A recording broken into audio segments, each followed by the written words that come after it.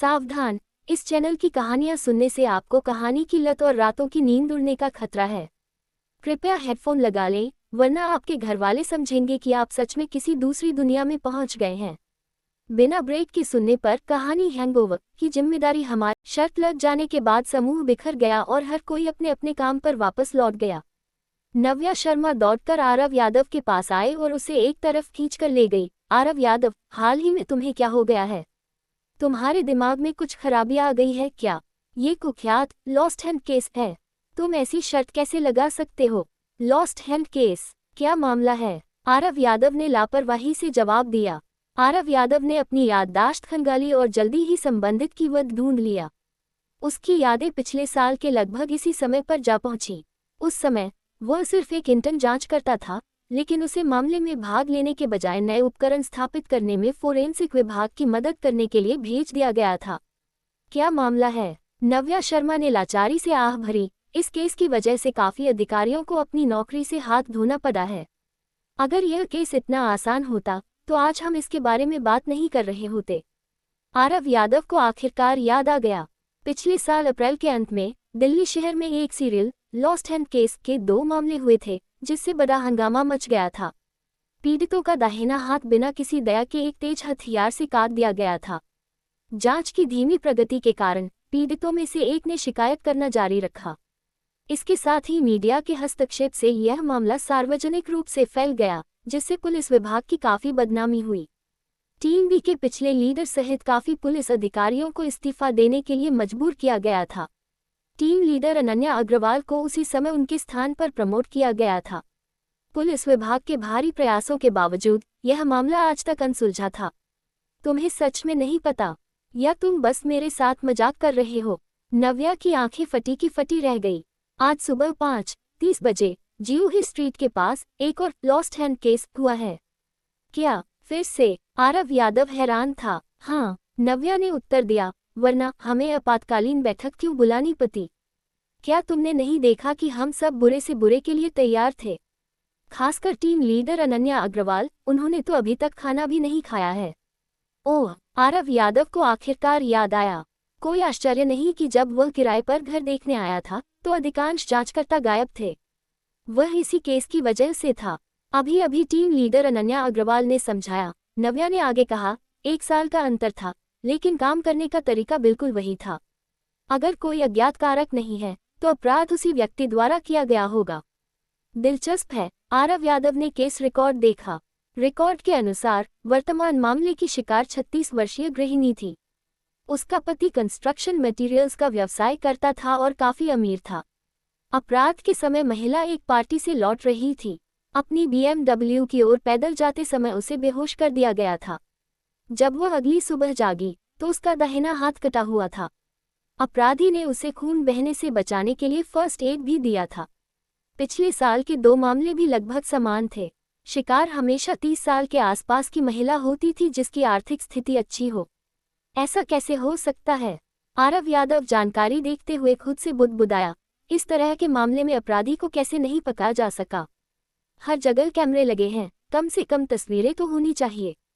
तुम गलत नहीं हो। नव्या शर्मा ने सिर हिलाया और आह भरी, लेकिन वास्तव में कोई वीडियो सबूत नहीं मिला। यह अपराधी किसी भूत की तरह है और अब उसकी काफी साख बन गई है। अगर मेरी मानो तो बस कुछ पैसे बचाओ और मॉनिटर का भुगतान कर दो। तुम ये शर्त नहीं जीत सकते। बह, छोटी बच्ची, किसी और की योजना पर पानी मत फेरो। ये निरुत्साहित करने वाला है। आरव यादव शांति से बोला, अगर अपराधी वाकई इतना साहसी है कि उसने दोबारा अपराध किया है तो मैं गारंटी देता हूं कि वह पकड़ा जाएगा। मुझे डर इस बात का नहीं है कि केस हल नहीं होगा। नव्या के चेहरे पर चिंता के भाव थे।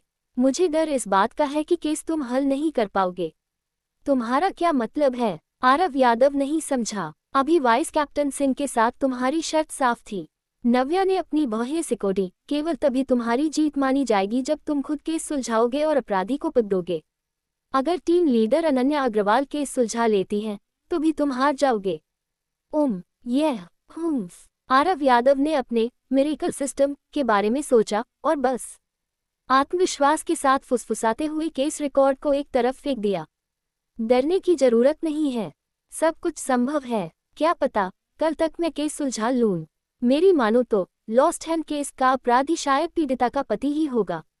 ये बेकार की हाउसवाइफ बस बहुत ज्यादा पैसा खर्च करती है, इसलिए पति अब इसे और बर्दाश्त नहीं करना चाहते और उनके हाथ काट देते हैं। आह, हे भगवान! नव्या शर्मा निराश होकर अपनी कुर्सी पर गिर गई। उसे आरव यादव से बहुत निराशा हुई। उस रात अपने अपार्टमेंट में वापस जाने के बाद आरव यादव सो नहीं सका। वह चिंतित था, क्या उसका मिरेकल सिस्टम वास्तव में गायब हो गया था? अगर कल उसने सिगरेट पी और कोई प्रतिक्रिया नहीं हुई तो सब खत्म हो जाएगा। अगर वाकई उसके पास मिरेकल सिस्टम नहीं रहा तो वह केस कैसे सुलझाएगा या शर्तों की बात कैसे करेगा? कटा हुआ हाथ मामला। अपराधी ने और सब छोड़कर हाथ ही क्यों काटा? क्या वाकई इसलिए क्योंकि औरतें बहुत परेशानी पैदा करती थीं? इतना सोचते हुए आरव यादव की दिलचस्पी केस में और बढ़ गई। वह शांत हुआ और रिकॉर्ड्स को बार बार पढ़ना शुरू किया। आरव यादव के रूखे स्वभाव के बावजूद जब वह काम करता था तो बहुत गंभीर रहता था। वह उस प्रकार का व्यक्ति था जो काम पूरा होने तक आराम नहीं करता था। यह उसका यही रवैया था जिसने उसे किंग लॉन्ग गैंग के शीर्ष सहयोगियों में से एक बनने में मदद की थी। पूरे केस रिकॉर्ड को पढ़ने और सभी विवरणों को ध्यान से याद करने के बाद आरव यादव इसकी कठिनाई के बारे में सोचे बिना नहीं रह सका। उसने कल्पना नहीं की थी कि मामला इतना जटिल होगा। कोई आश्चर्य नहीं कि पुलिस ने इतनी मेहनत की लेकिन फिर भी इसे सुलझा नहीं पाए। अपराधी बहुत सावधान था। 3 घटनाओं में से हर बार उसने सर्विलांस कैमरों से खुद को बचाया था। यह कोई साधारण व्यक्ति नहीं कर सकता था। इतना ही नहीं, अपराधी का तरीका बेहद क्रूर था। तीनों पीड़ितों के दाहिने हाथ कुल्हाड़ी जैसे हथियार से एक ही झटके में काट दिए गए थे। इसलिए पुलिस को शक था कि अपराधी कोई मजबूत नौजवान है। लेकिन फोरेंसिक जांच के बाद पता चला कि अपराधी ने जहां से हाथ काटा था वह बहुत सटीक था, कलाई के सबसे नाजुक बिंदु पर, हड्डियों को बचाते हुए। जब तक हथियार पर्याप्त तेज हो, कोई भी सामान्य व्यक्ति इस कृत्य को कर सकता था, इसलिए वे एक महिला अपराधी की संभावना को खारिज नहीं कर सकते थे। इसके अलावा अपराध ने कई सवाल खड़े किए, जैसे अपराधी ने केवल अच्छी जीवन स्थितियों वाली 30 वर्षीय महिलाओं को ही क्यों चुना? पिछले साल इसी समय अपराधी ने 5 दिनों के भीतर 2 वारदातों को अंजाम दिया था, फिर वह गायब हो गया। लेकिन उसने फिर से शुरू करने से पहले पूरे 1 साल का इंतजार क्यों किया? क्या ये पिछले साल की तरह होगा, जहां वह अगले कुछ दिनों के भीतर फिर से हमला करेगा? अपराधी केवल महिलाओं के हाथ ही क्यों काटता था? क्या ये वाकई पैसे से जुड़ा था या कोई गैंग? इतना सोचते हुए आरव यादव अपनी आंखें खुली नहीं रख सका और धीरे धीरे गहरी नींद में सो गया। अगली सुबह 6 बजे हर्ष जोशी बाजार जाने और दक्षिण से ताजे फलों की खेप लेने की तैयारी कर रहा था। तभी जैसे ही उसने अपने टूथब्रश पर टूथपेस्ट लगाया, उसे ऊपर से जोर जोर से खांसने की आवाज सुनाई दी। खां खां खां। क्या ये ठीक है? हर्ष जोशी ने आरव यादव की आवाज पहचान ली, लेकिन फिर गुस्से में बोला, तुम इसी के लायक हो, मर जाओ बेशर्म कहीं के। वाह! लेकिन ऊपर से अचानक एक जोरदार चीख सुनाई दी, जिसने हर्ष जोशी को चौंका दिया और उसका टूथपेस्ट उसके चप्पल पर गिर गया। उसे केवल ऊपर से आरव यादव की आवाज सुनाई दे रही थी, हाँ हाँ, आखिरकार, हाँ हाँ हाँ। लॉस्ट हैंड केस की जांच के लिए बड़ी संख्या में कर्मियों की आवश्यकता के कारण क्राइम केस इन्वेस्टिगेशन यूनिट में कर्मचारियों की भारी कमी हो गई थी। यहाँ तक कि नव्या शर्मा जैसे ऑफिस के काम करने वाले कर्मचारियों को भी जांच ड्यूटी पर लगा दिया गया था। लेकिन नव्या शर्मा आज बहुत खुश थी क्योंकि उसे और आरव यादव को एक ही यूनिट में रखा गया था। अपने क्रश के साथ रहने का मौका मिलना उसके लिए किस्मत की बात थी। इसी तरह आरव यादव भी अच्छे मूड में था। बस के सफर के दौरान वह कुछ धुनें गुनगुना रहा था।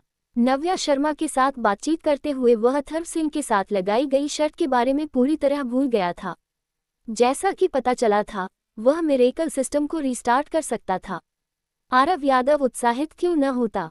सुबह उठते ही बिना बाथरूम गए उसने सिगरेट जलाई, लेकिन पहली ही सांस के साथ उसे जोरदार खांसी शुरू हो गई, जैसे उसे बिजली का झटका लगा हो।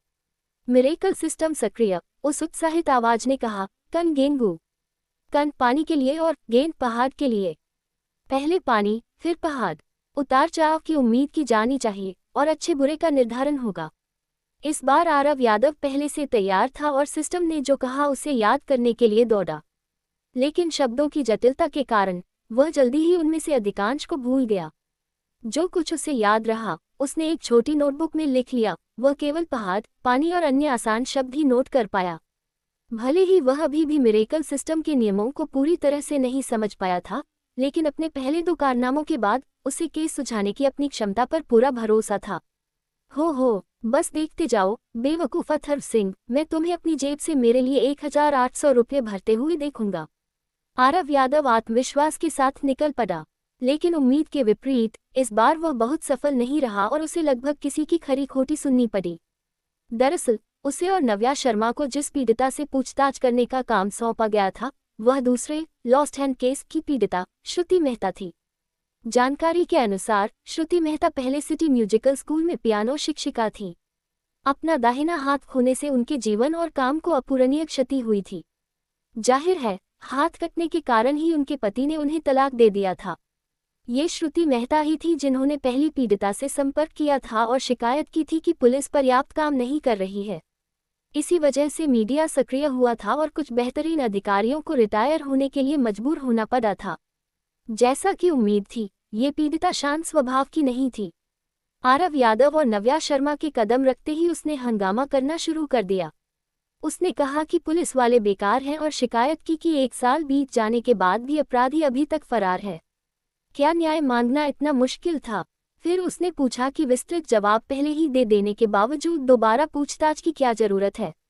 क्या ये सिर्फ जख्मों पर नमक छिड़कने के लिए है? उसने नई पीड़िता से संपर्क करने और फिर से पुलिस अधिकारियों की शिकायत करने की धमकी भी दी। श्रुति मेहता उग्र होकर बोल रही थी, उनकी उंगलियां हर तरफ इशारा कर रही थीं। इससे आरव यादव को बहुत चिढ़ हुई। अगर उनका दाहिना हाथ गायब न होता तो आरव यादव वाकई उन्हें पलटकर जवाब दे देता। कम से कम नव्या शर्मा ने ज्यादा विनम्रता और स्पष्टता से बात की, जिससे वे अपनी पूछताछ पूरी कर सके। सच तो यह है कि आरव यादव शुरू में बहुत भ्रमित था। पिछली बार श्रुति मेहता की गवाही बहुत स्पष्ट और पूरी थी। उन्हें दोबारा मिलकर समय बर्बाद क्यों करना पड़ा? पूछताछ खत्म होने के बाद ही उसे समझ आया कि इस बार का विषय लॉस्ट हैंड केस के नए घटनाक्रमों पर अधिक केंद्रित था। पुलिस ये जानना चाहती थी कि क्या श्रुति मेहता और नई पीड़िता के बीच कोई संबंध है, ताकि जांच की दिशा तय की जा सके। लेकिन श्रुति मेहता ने बताया कि वह नई पीड़िता को बिल्कुल नहीं जानती, ठीक उसी तरह जैसे उनका पहली पीड़िता के साथ कोई संबंध नहीं था। इसका मतलब था कि तीनों पीड़ितों में से कोई भी एक दूसरे को नहीं जानता था। अतः ये संभव था कि अपराधी ने उन्हें रैंडमली चुना हो। आरव यादव ने यहाँ कसर न छोड़ने का सही अर्थ देखा। पुलिस जांच वाकई हर छोटी से छोटी बारीकी का विश्लेषण कर रही थी, जिससे गलती की कोई गुंजाइश न रहे। श्रुति मेहता का घर शहर के पॉश रिहायशी इलाके में स्थित था। भले ही वह पियानो टीचर नहीं थी, लेकिन उन्हें कॉलेज टीचर टेन्योर का लाभ मिल रहा था। इसके अलावा तलाक के समय उनके पति ने उन्हें एक बड़ी राशि दी थी। इन चीजों की वजह से वह काफी आराम से रह रही थी। इलाका बहुत व्यस्त था, चारों तरफ बड़े बड़े मॉल थे। जब आरव यादव और नव्या शर्मा वहां से निकल रहे थे, तो संकरी सड़क पहले से ही कारों से खचाखच भरी हुई थी। भगवान का शुक्र है कि हम बस से आए, नव्या शर्मा ने खुशी जताई। अगर हम कार से आते तो शायद हमें यही दिन करना पड़ता। आरव यादव, देखो। अचानक नव्या शर्मा ने बात करते हुए कुछ दिलचस्प देखा और आरव यादव को देखने का इशारा किया। आरव यादव ने सिर घुमाया और वह भी उतना ही उत्सुक हो गया। ऊंची इमारत के नीचे फुटपाथ पर एक विशाल ऊंट खड़ा था और उसके 2 कुबद थे। जातीय पोशाक पहने एक व्यक्ति ऊंट को ले जा रहा था। ऊंट के गले में एक टैग लटका हुआ था, फोटो 5 रुपये। ऊंट। नव्या शर्मा ने एक बच्चे की तरह उत्साह में तालियां बजाईं। यह असली ऊंट है। जिस शहर में आरव यादव रहता था, वह दक्षिण के करीब था। चिड़ियाघर के अलावा ऊंट जैसे जानवरों को देखना बहुत दुर्लभ था। आरव यादव भी उस बड़े जानवर को बड़े गौर से देख रहा था। आह, हैंडसम भाई, सुंदर बहन जी, क्या आपको फोटो चाहिए? ऊंट वाले ने मुस्कुराते हुए पूछा। 5 रुपये प्रति फोटो, सस्ता है ना? हाँ। नव्या शर्मा ने आरव यादव का हाथ खींचा और बड़े उत्साह से बोली, चलो एक फोटो लेते हैं। ये बहुत दुर्लभ मौका है। आरव यादव की अनुमति के बिना ही ऊंट वाले ने उस बड़े जानवर को उनके सामने लाकर खड़ा कर दिया। क्या मुझे इस पर बैठना चाहिए? नव्या शर्मा ने सिर झुकाकर पूछा। जरूर, ऊंट वाले ने सिर हिलाया। तो क्या हम इस पर बैठ सकते हैं? साथ में नव्या शर्मा ने आरव यादव के साथ एक यादगार फोटो की उम्मीद में पूछा। इससे पहले कि आदमी नव्या शर्मा को जवाब दे पाता, अचानक कोने से एक तेज चीख सुनाई दी, चोर। चोर पकड़ो, मेरा बटुआ। आवाज अचानक आई थी और तीनों लोग शोर की तरफ मुड़े। जीन्स पहने एक युवक उन तीनों के बीच से भागता हुआ निकला। आरव यादव ने स्पष्ट रूप से देखा कि वह लड़का एक महिला का बैग पके हुए था जो निश्चित रूप से उसका नहीं था। इसमें कोई शक नहीं था कि जो कोई चोर चिल्ला रहा था वह उसी लड़के की ओर इशारा कर रहा था। हम चोर, नव्या शर्मा ने आखिरकार प्रतिक्रिया दी और चोर की ओर इशारा किया। अरे रुको, रुक जाओ, भागना बंद करो। चोर मूर्ख नहीं था और उसने अपनी रफ्तार बढ़ा दी। नव्या शर्मा ने आरव यादव को धक्का दिया। तुम किसका इंतजार कर रहे हो? जाओ, चोर का पीछा करो। लेकिन आरव यादव अपनी जगह से नहीं हिला और धीरे से बोला, मजाक कर रही हो क्या? हम क्राइम केस इन्वेस्टिगेटर हैं, चोरों को पकड़ना और ऐसा सब, क्या ये हमारा काम लगता है? ये कैसी बात है? नव्या शर्मा उत्तेजित हो गई। हम फिर भी पुलिस अधिकारी हैं, चोरों को पकड़ना हर किसी की जिम्मेदारी है। जाओ जाओ। आरव यादव में जोश की कमी देख नव्या शर्मा ने टैक्सी बुलाने की कोशिश की, लेकिन ट्रैफिक बहुत खराब था। अगर उसे टैक्सी मिल भी जाती तो आगे बढ़ने का कोई रास्ता नहीं था। ठीक है, ठीक है। आरव यादव ने लापरवाही से हाथ हिलाया। समय बर्बाद मत करो, चलो फोटो खिंचवाते हैं। लेकिन जैसे ही वह मुड़ा और उसने उस चोरी हुए बैग की मालकिन को देखा, आरव यादव अपनी जगह पर ऐसे जम गया जैसे उस पर बिजली गिर गई हो और उसकी आंखों के सामने अंधेरा छा गया। हे भगवान, क्यों? ये वही क्यों है? अगर रिश्ते न होते तो जिंदगी के दर्द बहुत कम होते। अपने पिछले जीवन में आरव यादव का एक बेहद जुनूनी प्रेम प्रसंग रहा था। 18 साल की उम्र में उसे अपने ही उम्र की एक लड़की से प्यार हो गया था। उसका नाम था अनिका पटेल। अनिका पटेल बला की खूबसूरत थी, मानो कोई अप्सरा। उसके लहराते काले बालों ने आरव यादव को उसका दीवाना बना दिया था। वे दोनों एक दूसरे के प्यार में पागल थे। अपनी जवानी के दिनों में उन्होंने सबसे खूबसूरत यादें बनाई थीं, लेकिन किसी दुखद कोरियन ड्रामा की तरह अंत पहले से ही तय था। उस समय आरव यादव कम उम्र का और गुस्सैल था और मारपीट उसके लिए रोज की बात थी।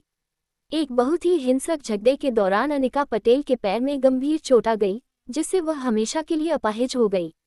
अनिका के माता पिता गुस्से से भर गए। उन्होंने आरव को बुरी तरह पीटा और अपनी बेटी को लेकर दूसरे शहर चले गए।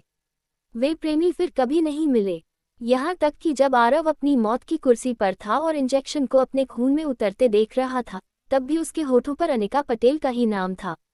इंसान हमेशा उन चीजों से प्यार करता है जो उसके करीब रही हों। मौत के करीब होकर भी आरव अनिका का नाम नहीं भूल पाया था। लेकिन किसे पता था, किसने सोचा था कि आरव का वह खोया हुआ प्यार अचानक उसके सामने आ जाएगा? वह उसी चोरी हुए बैग की मालकिन थी। अपनी प्रेमिका को दोबारा देख आरव को ऐसा लगा जैसे उसमें फिर से जान आ गई हो। उसके सामने खड़ी अनिका पटेल ने गुलाबी रंग की लंबी ड्रेस पहनी थी और बालों की पोनीटेल बनाई हुई थी। वह अब पहले से कहीं ज्यादा मैच्योर लग रही थी, लेकिन उसकी खूबसूरती और शालीनता आज भी बरकरार थी। बैग चोरी हो जाने के बावजूद उसकी हर हरकत में एक नजाकत थी जो सबका ध्यान खींच रही थी। चोर, चोर, मेरा बैग! अनिका पटेल उत्तेजित होकर चिल्ला रही थी। उसने तिरछी नजरों से आरव की ओर देखा, पर सीधे उसकी आंखों में नहीं झांका। शायद उसे उम्मीद नहीं थी कि यह आदमी उसकी मदद करेगा। आरव यादव अचानक हकीकत में लौटा। नहीं, अगर अनिका का बैग चोरी हुआ है तो यह मामला ही अलग है। मैं यहाँ खड़ा क्या कर रहा हूँ? आरव तुरंत चोर के पीछे भागा, लेकिन चोर काफी दूर निकल चुका था। सिर्फ दौड़कर उसे पकड़ना नामुमकिन था। सड़क कारों से इतनी भरी थी कि साइकिल निकलना भी मुश्किल था। तभी आरव की नज़र उस विशाल जीप पर पड़ी। ऊंट! अरे, वह रहा! आरव ने बिना सोचे समझे मालिक के हाथ से रस्सी छीनी और एक ही झटके में ऊंट पर सवार हो गया। हट! उसने पहले घोड़े की सवारी की थी, इसलिए उसने ऊंट की कोखों को अपने पैरों से दबाया और उसे थपथपाया ताकि वह आगे बढ़े। लेकिन ऊंट किसी पहाड़ की तरह अडिग खड़ा रहा। भाई, तुम क्या कर रहे हो? ऊंट का मालिक घबरा गया। नीचे उतरो, तुम ऐसा नहीं कर सकते। चुप रहो, मैं पुलिस हूँ। आरव दहाड़ा, दिख नहीं रहा? मैं अपना काम कर रहा हूँ। अभी मैं सरकारी काम के लिए तुम्हारे ऊंट का इस्तेमाल कर रहा हूँ। जल्दी बताओ, इसे दौड़ाते कैसे हैं? आरव की गर्जना ने ऊंट के मालिक को डरा दिया। उसने किसी अजीब तरीके से ऊंट की पूंछ के पास चिकोटी काटी। ऊंट ने तुरंत प्रतिक्रिया दी और तेज रफ्तार से आगे दौड़ने लगा। अचानक मिली रफ्तार से आरव लगभग गिर ही गया था, पर उसने कसकर ऊंट का कुबट पकड़ लिया। ऊंट वाकई कमाल का था। दौड़ते समय हवा उसके कानों के पास से साए साए कर रही थी। यह मोटरसाइकिल चलाने से कहीं ज्यादा रोमांचक था। आरव यादव, तुम। किनारे खड़ी नव्या शर्मा हक्की बक्की रह गई। वह काफी देर तक उसे देखती रही और फिर चिल्लाए, आरव, संभल के। नव्या की आवाज आरव तक नहीं पहुंची। ऊंट की रफ्तार इतनी तेज थी कि पलक झपकते ही वे अनिका पटेल के पास से गुजर गए। अनिका भी दंग रह गई। उसने सिर उठाकर उस विशाल ऊंट और उस पर अजीब तरीके से बैठे आरव यादव को देखा। ये दृश्य किसी दूसरी ही दुनिया का लग रहा था। ऊंट फुटपाथ पर दौड़ रहा था। संकरा रास्ता होने के बावजूद वह गजब का लचीला था। उसने रफ्तार कम नहीं की और जल्द ही चोर के करीब पहुंच गया। पहले तो चोर को लगा कि वह बच निकला है, लेकिन जब उसने पीछे मुड़कर देखा तो एक विशालकाय जीव को अपनी ओर आते देख उसकी आंखें फटी की फटी रह गईं। उसने और तेज दौड़ने की कोशिश की। जैसे ही ऊंट चोर को पकड़ने वाला था, चोर एक मोड़ मुड़ा और गली में घुस गया। आरव ने रस्सी खींची और ऊंट भी गली के अंदर दाखिल हो गया। वह गली छोटी दुकानों से भरी थी। कहीं बर्तन बिक रहे थे, कहीं नाश्ता, तो कहीं भविष्य बताने वाले बैठे थे। चोर तो दुबला पतला था। वह दुकानों के बीच से निकल गया, लेकिन विशाल ऊंट के लिए यह आसान नहीं था। वह रास्ते में आने वाली हर चीज से टकराता गया। सामान हवा में उड़ने लगा। कुछ ही सेकंड में बर्तन और कांच जमीन पर बिखर गए। मेज कुर्सियां टूट गईं, यहाँ तक कि एक ज्योतिषी भी अपनी जगह से उठकर दीवार से जा टकराया। गली में पूरी तरह से अफरा तफरी मच गई। इसके बावजूद ऊंट की रफ्तार कम नहीं हुई। आखिरकार गली के अंत में उसने चोर को दबोच ही लिया। चोर पूरी तरह थक चुका था। वह उनसे भी ज्यादा जोर से हाँफ रहा था। जैसे ही वे चोर के पास पहुंचे, आरव को एक बड़ी समस्या का एहसास हुआ। धत, वह ऊंट को रोकना पूछना तो भूल ही गया था।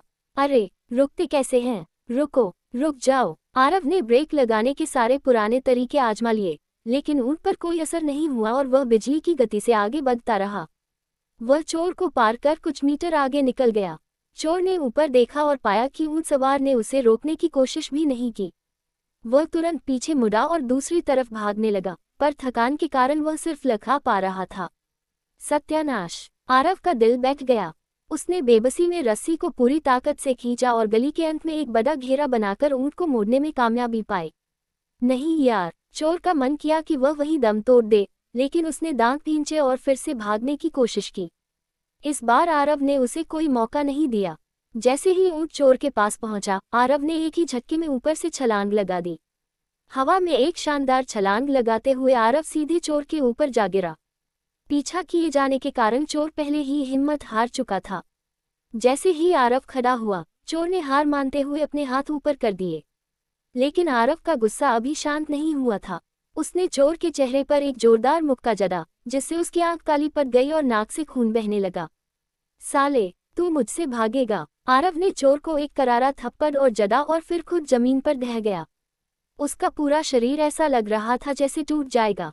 ऊंट भी काफी समझदार था। अपनी पीठ से वजन कम होते देख वह खुद ब खुद रुक गया और मुड़कर आरव को देखने लगा। आरव ने उसे अंगूठा दिखाते हुए कहा, थैंक्स भाई। आरव यादव के ऊंट वाले ड्रामे ने पुलिस स्टेशन में अच्छा खासा हंगामा खड़ा कर दिया। अंत में चोर, आरव, नव्या शर्मा, बैग की मालकिन अनिका पटेल, ऊंट का मालिक और वह गर्व से भरा ऊंट, सभी को पुलिस स्टेशन बुलाया गया। जब उनके बयान दर्ज किए जा रहे थे, तब उस गली के दुकानदारों की शिकायतों से पुलिस स्टेशन फटने को था, जिनकी दुकानें तहस नहस हो गई थीं। वे सब अपराधी को कोस रहे थे और पुलिस से अपने नुकसान की भरपाई की गुहार लगा रहे थे। स्टेशन के अधिकारी पूरी तरह से काम के बोझ तले दबे हुए थे। नव्या शर्मा इस बात से चिंतित थी कि कहीं आरव यादव को हर्जाना न भरना पड़े, इसलिए वह स्थिति को सुझाने की पूरी कोशिश कर रही थी। लेकिन उस पल आरव के पास इन सब बातों पर ध्यान देने की जरा भी हिम्मत नहीं थी। जैसे ही उसने स्टेशन में कदम रखा, वह अनिका पटेल को एकटक देखने के अलावा कुछ नहीं कर पा रहा था। जब एक अधिकारी उससे सवाल पूछने आया, तो आरव ने उसे पूरी तरह नजरअंदाज कर दिया और मेज पर अपना इन्वेस्टिगेटर आईडी पटक दिया। वह अधिकारी आग बबूला हो गया। उसे लगा कि कोई क्राइम इन्वेस्टिगेटर अपनी सत्ता का गलत इस्तेमाल कर रहा है। अपनी उस खूबसूरत पूर्व प्रेमिका को दोबारा देखकर आरव का दिल जोर जोर से धक रहा था। क्या भगवान ने आखिरकार मुझ पर दया की है और मुझे दूसरा मौका दिया है? वह लड़की पहले जैसी ही खूबसूरत दिख रही थी। उसकी दूध जैसी सफेद त्वचा और वह शानदार चेहरा बिल्कुल वैसा ही था जैसा तब था जब आरव उसके साथ था।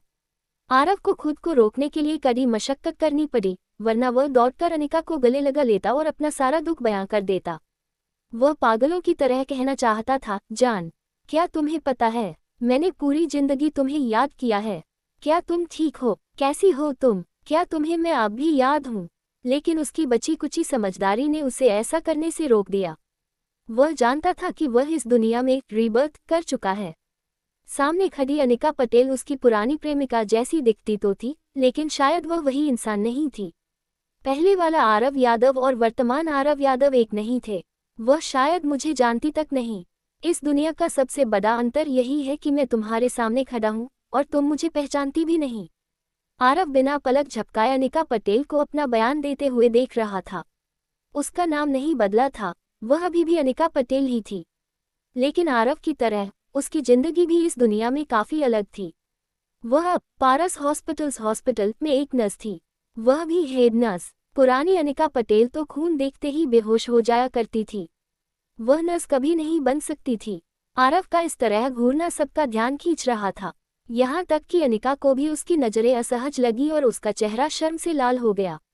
बयान देने के बाद उसने नजाकत से वह बैग पकड़ा जिसे आरव ने वापस दिलाया था और संकोच के साथ उसके पास आकर शुक्रिया कहा, आपका बहुत बहुत शुक्रिया। मुझे नहीं पता था कि आप एक पुलिस वाले हैं। अगर आप न होते तो। अनिका ने बाहर खड़े ऊंट की तरफ एक नजर डाली, मैंने बहुत कुछ खो दिया होता। आह, हालेलुया। उसकी जानी पहचानी आवाज सुनकर आरव नशे में धुत सा महसूस करने लगा और किसी पागल की तरह झूमने लगा। अनिका को समझ नहीं आया कि वह क्या करे। उसने फिर से शुक्रिया अदा किया और जाने के लिए मुड़ी।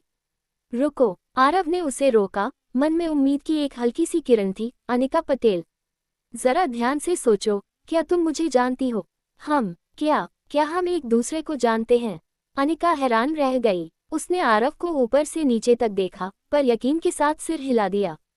आरव ने मन ही मनाह भरी, पर वह हार नहीं मानना चाहता था। उसने तुरंत नव्या शर्मा को अपने पास बुलाया, जूनियर, जल्दी मेरे फोन पर कॉल करो। क्या? न केवल नव्या शर्मा भ्रमित थी, बल्कि अनिका पटेल भी हैरान थी कि आरव क्या करना चाह रहा है। मैंने कहा ना करो, तो बस करो, जल्दी। अपने उस साधारण से फोन की खराब हालत को नजरअंदाज करते हुए आरव ने उसे अनिका के सामने रख दिया। आरव के बार बार कहने पर नव्या ने उसे कॉल किया। जल्द ही आरव का फोन बज उठा। उसकी रिंगटोन बड़ी अजीब थी। वह 80 के दशक की एक पुरानी क्लासिक धुन थी, कुंग फू ड्रामा लू जियाओफेंग का थीम सॉन्ग, जिसका नाम था लिविंग माई स्वीट ड्रीम्स। मुश्किलों में मुस्कुराकर जीने की कोशिश। आह हे वीर, मेरे सपनों में मेरे साथ चलो। आह हे वीर, मेरे प्यारे सपनों को मेरे पास ही रहने दो। जब लॉबी में ये पुरानी धुन बजी तो पूरा स्टेशन शांत हो गया। हर कोई आरव को ऐसे देख रहा था जैसे वह कोई संकी हो। कैसा लगा? कुछ याद आया? आरव ने बड़ी उम्मीद से अनिका की ओर देखा। अनिका की आंखें फटी की फटी रह गईं और वह चिकर चिल्लाए, ये कैसी बेवकूफ़ी है, धत तेरी की। आरव मन ही मन बुदबुदाया। आरव अपनी जगह पर डगमगा गया और गिरते गिरते बचा। ये गाना पुराना था, लेकिन अनिका पटेल का पसंदीदा था। आरव को ये याद था, इसीलिए उसने इसे अपनी रिंगटोन बनाया था। लेकिन सामने खड़ी अनिका की कोई प्रतिक्रिया नहीं थी, जिसका मतलब था कि वह और उसकी पूर्व प्रेमिका वाकई एक ही इंसान नहीं थे। उसकी पसंद और व्यक्तित्व पुरानी अनिका से बिल्कुल अलग थे। आखिरकार स्थिति को समझते हुए आरव जल्दी से खड़ा हो गया। अब उसके चेहरे के भाव गंभीर थे और वह फिर से एक सामान्य व्यक्ति जैसा दिखने लगा। उसने बड़ी विनम्रता से कहा, मिस अनिका पटेल, अगर आपको ऐतराज न हो तो क्या हम कॉन्टैक्ट इन्फो शेयर कर सकते हैं? ओह, अनिका के चेहरे पर हिचकिचाहट थी, वह स्पष्ट रूप से तैयार नहीं थी। आरव ने उसकी झिझक देखी और बात आगे बढ़ाई, अगर मुझे कभी अस्पताल में कोई काम पड़ा या ऐसी ही कोई ज़रूरत हुई तो क्या मैं आपसे संपर्क कर सकता हूँ? ओह, अच्छा ठीक है। अनिका आखिरकार मान गई और जल्दी से अपना फ़ोन निकाला। क्या व्हाट्सएप ठीक रहेगा? यह मेरा QR कोड है, आप इसे स्कैन कर सकते हैं। बिल्कुल। आरव ने फुर्ती से अपना फ़ोन चालू किया, लेकिन उसे याद आया कि उसके फ़ोन में डेटा नहीं है, इसलिए व्हाट्सएप इस्तेमाल करने का कोई तरीका नहीं था। लेकिन आरव का दिमाग तेज चला। उसने तुरंत कैमरा खोला और उस कोड की फ़ोटो खींची ताकि वह बाद में उसे ऐड कर सके। ऑफिसर यादव, सच में आपका शुक्रिया। अनिका ने शालीनता से आरव से हाथ मिलाया। अगर कभी पारस हॉस्पिटल्स में कोई काम हो तो बेझिझक मुझसे मिलिएगा। पर जाहिर है, मैं यही उम्मीद करूंगी कि आपको अस्पताल में भर्ती न होना पड़े। हाँ, अनिका मुड़ी और स्टेशन से बाहर निकल गई। आरव उसे जाते हुए देखता रहा। अपने हाथ में उसकी गर्माहट महसूस कर रहा था जो उसके दिल के तारों को छेद रही थी। उसी पल उसने मन बना लिया, चाहे इस दुनिया की अनिका उसकी पुरानी अनिका जैसी हो या न हो, चाहे उसकी स्थिति जो भी हो, शादीशुदा हो, बॉयफ्रेंड हो या कुछ भी, वह उसे हासिल करने के लिए हर संभव रास्ता अपनाएगा। आरव का अनिका के प्रति यह पागलपन हर किसी को दिख रहा था। नव्या शर्मा ने भी इसे देखा, जो खुद आरव के प्यार में पागल थी। उसकी प्रतिक्रिया देखकर नव्या ने गुस्से में अपने हाथ बांध लिए और नफरत से अपना सिर ऊपर उठा लिया। उसी दोपहर करीब 4 बजे आरव यादव के दिमाग में अचानक एक संदेश गूंजने लगा, जिससे उसे पता चला कि आज का एडवेंचर खत्म हो गया है। कंप्लीशन रेट 72% थी और उसे एक और इनविजिबिलिटी डिवाइस प्राप्त हुआ। जब उसने आइटम खोला तो देखा कि यह पिछली बार की तरह ही एक इनविजिबल ट्रैकिंग डिवाइस था। यह क्या है? कुछ नया, मजेदार या रोमांचक क्यों नहीं मिल सकता? थोड़ा निराश होने के बावजूद आरव यादव के पास आखिरकार मिरेकल सिस्टम के बारे में गहराई से सोचने का समय था। अब तक वह इसे 3 बार इस्तेमाल कर चुका था। भले ही वह पूरी तरह से इसके नियमों को नहीं जानता था, लेकिन उसने इसके बारे में कुछ बातें समझ ली थीं। उसने अपना छोटा सा नोटपैड निकाला और दर्ज की गई जानकारी का विश्लेषण करने लगा। पहला, मिरेकल सिस्टम दिन में केवल एक बार सक्रिय किया जा सकता था और इसके खत्म होने का समय निश्चित था। आरव यादव ने अंदाजा लगाया कि खत्म होने का समय पूर्णता दर से जुड़ा है। जितनी जल्दी वह एडवेंचर पूरा करता, सिस्टम उतनी ही जल्दी बंद हो जाता। दूसरा, एडवेंचर पूरी तरह से रैंडम था और उसकी इच्छा के अनुसार नहीं चलता था। जैसे आज उसने उम्मीद की थी कि मिरेकल सिस्टम उसे लॉस्ट हैंड केस सुलझाने में मदद करेगा, लेकिन आज का एडवेंचर मुख्य रूप से अनिका पटेल से मिलने और चोर को पकड़ने के लिए ऊंट की सवारी करने के बारे में था। एक और बात यह थी कि मिरेकल सिस्टम के सक्रिय होने पर बोले जाने वाले कठिन शब्दों का कुछ न कुछ अर्थ होता था। जैसे तीसरी बार, उन शब्दों का संबंध नियति और भाग्य के लाल धागे से था, जो पूरी तरह से अनिका पटेल से जुड़ा हुआ लग रहा था, और उतार चढ़ाव वाले शब्दों का इशारा उसके ऊंट पर सवारी करने की ओर था। क्या ऐसा हो सकता है कि उन जटिल शब्दों का अर्थ उस एडवेंचर का संकेत दे रहा था जो बाद में होने वाला है? उन शब्दों की थीम का भी कोई मतलब लग रहा था। उसे धुंधला सा याद था, केन दुई गु और कन गेन गु, कन गेन दुई, ये सभी शब्द पंचतत्व के बगुआ में इस्तेमाल होने वाले शब्द थे। आरव ने इंटरनेट पर इन्हें खोजा और पाया कि यह वाकई मेल खाते थे। कन पानी का प्रतिनिधित्व करता था, गेंद पहाड़ का। आरव को धुंधला सा महसूस हुआ कि अगर वह इस थीम और जटिल वाक्यांशों को समझ ले तो शायद वह मिरेकल सिस्टम के उपयोग में अपनी सफलता दर को काफी हद तक बढ़ा सकता है। ऐसा लग रहा था कि सिस्टम को पूरी तरह समझने के लिए उसे और रिसर्च करनी होगी। एक बार जब उसने ये कर लिया तो वह इसका उपयोग अपने लाभ के लिए कर सकेगा और जो चाहे वो कर पाएगा। सिस्टम को एक तरफ रखते हुए आरव यादव को अपना पूरा ध्यान लॉस्ट हैंड केस पर लगाना था। अब उसे समझ आ रहा था कि अगर उसके पास मिरेकल सिस्टम है भी, तो शायद यह इस केस को सुलझाने में उसकी कोई मदद न करे। इतना ही नहीं, यह आज की तरह कोई रैंडम एडवेंचर जोड़कर उसका समय भी बर्बाद कर सकता था। अगर ऐसा है तो आरव ने सोचना शुरू किया। काफी सोच विचार के बाद उसने एक शानदार फैसला लिया। अब से वह अपनी खुद की ताकत का इस्तेमाल करेगा और अपनी पूरी ऊर्जा लॉस्ट हैंड केस को अकेले सुलझाने में लगा देगा। आखिर उसने शर्त लगाई थी, हारना और 1800 रुपये देना कोई बड़ी बात नहीं थी। जरूरी बात थी अपनी इज्जत। वह अथर्व सिंह जैसे घटिया इंसान को आखिरी हंसी हंसने का मौका नहीं देना चाहता था, इसलिए उसे कड़ी मेहनत करनी ही थी। हालांकि अपराध सुलझाने के मामले में वह एक नौसिखिया था और उसके पास कोई औपचारिक ज्ञान नहीं था, लेकिन अपने पुराने गैंग में उसने कई जासूसों को पकड़ा था। उसे अपराधियों को पकड़ने की अपनी क्षमता पर थोड़ा भरोसा था, इसलिए उस रात आरव यादव ने लॉस्ट हैंड केस के और भी महत्वपूर्ण रिकॉर्ड्स प्रिंट किए और रिसर्च के लिए उन्हें घर ले आया। उसका मौजूदा घर बेहतरीन था, लेकिन वहां वाईफाई नहीं था। बेवकूफ हर्ष जोशी वाईफाई इस्तेमाल करने के बजाय अपने फ़ोन का डेटा इस्तेमाल करना ज़्यादा पसंद करता था। दरअसल वह ऐसा इसलिए करता था ताकि उसकी बेटी नव्या फ़ोन पर गेम न खेल सके और उसकी पढ़ाई में बाधा न आए। लेकिन उसे यह नहीं पता था कि उसकी बेटी वास्तव में एक मास्टर हैकर है। नव्या जोशी ने पहले ही पड़ोसियों के वाईफाई का पासवर्ड हासिल कर लिया था। उसके गेम्स में कोई रुकावट नहीं थी। आरव यादव भी बहुत चालाक था और उसने जिस दिन वहां शिफ्ट किया, उसी दिन नव्या जोशी से वह हैक किया गया पासवर्ड ले लिया था। वे दोनों पड़ोस की सुंदरियों के इंटरनेट का इस्तेमाल कर रहे थे। आरव यादव ने मेज पर सारी जानकारी फैला दी और केस से संबंधित सभी जानकारियों को साफ सुथरा करने के लिए फिर से रिसर्च शुरू की। पिछले साल 22 अप्रैल को दिल्ली शहर के एक फिटनेस जिम की भूमिगत सुरंग में पहली घटना हुई थी।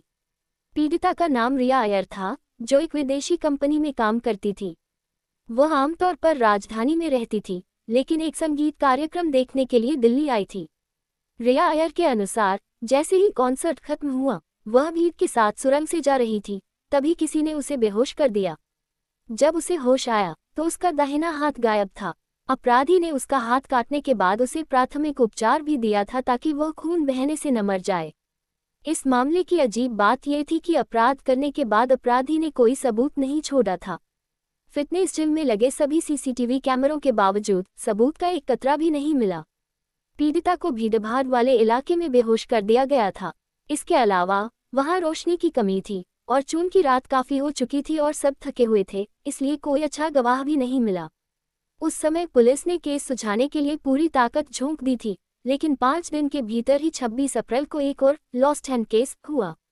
इस बार पीड़िता श्रुति मेहता थी, जिससे आरव यादव और नव्या शर्मा ने पूछताछ की थी। लेकिन श्रुति मेहता के हालात और भी रहस्यमयी थे। जब उनका हाथ काटा गया तब वह अपने ही बिस्तर पर सो रही थी। उस दिन कुछ भी असामान्य नहीं हुआ था। श्रुति मेहता बस हाथ मुंह धोकर सोने चली गई थी। जब वह जागी तो उनका दाहिना हाथ गायब था। जाहिर है वह सदमे और आतंक में थी। उस समय श्रुति मेहता मौजूदा हाई एंड डिस्ट्रिक्ट में नहीं रहती थी, लेकिन जहां वह रहती थी वहां भी काफी कैमरे लगे थे। अजीब बात यह थी कि पुलिस ने फुटेज की कितनी भी जांच की, उन्हें कोई संदिग्ध व्यक्ति नहीं मिला। उन्होंने केस से 7 दिन पहले के वीडियो भी मंगाए, पर कोई फायदा नहीं हुआ। रिकॉर्ड के अनुसार श्रुति मेहता के दरवाजे पर जबरदस्ती घुसने के कोई निशान नहीं थे।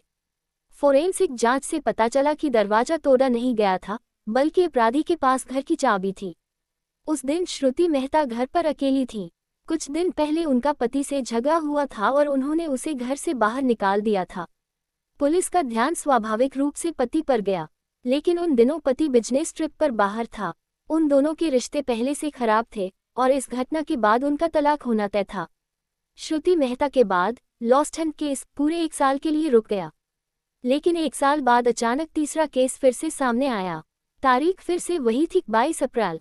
तीसरी पीड़िता सिया गोयल थी, जो एक साधारण गृहिणी थी। उसका पति एक ठेठ पर अमीर आदमी था। उस रात वह एक पार्टी में गई थी, लेकिन घर लौटते समय कार में ही उसे बेहोश कर दिया गया। जब वह सुबह जागी तो उसका दाहिना हाथ गायब था। उस समय वह अपनी ही BMW में लेटी हुई थी। कार खानडसा हुडा चौक की एक गली में खड़ी थी। सदमे में डूबी सिया गोयल कार से बाहर भागी और पास के एक KFC से मदद मांगी और इसी तरह वह मिली। पिछले 2 मामलों की तरह CCTV में BMW दिखने के अलावा अपराधी का एक भी निशान नहीं था। फील्ड रिसर्च के अनुसार अपराधी संभवतः सिया गोयल की कार के अंदर घात लगाकर बैठा था और जैसे ही वह अंदर आए उसने उसे बेहोश कर दिया। फिर अपराधी कार को गली में ले गया, हाथ काटा, उसे वापस कार में लिटाया और गायब हो गया। हे भगवान! संगठित किए गए डेटा को देखकर आरव यादव को नव्या शर्मा की बातें याद आ गईं।